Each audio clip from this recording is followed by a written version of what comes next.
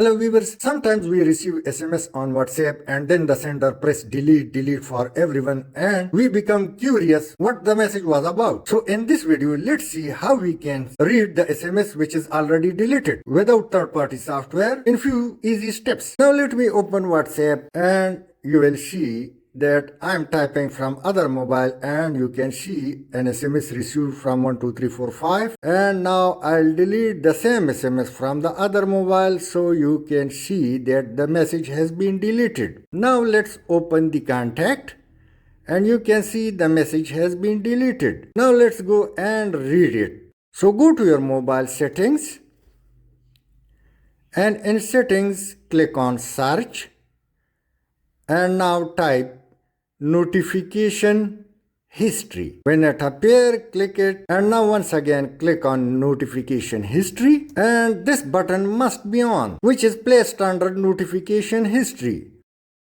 And you can see that the SMS I already deleted from other mobile 12345 is already over here and I can read it. Now let me send few more SMS from other mobile and you can see in the red circle that SMS are coming up. So let's see what happen if we send multiple SMS.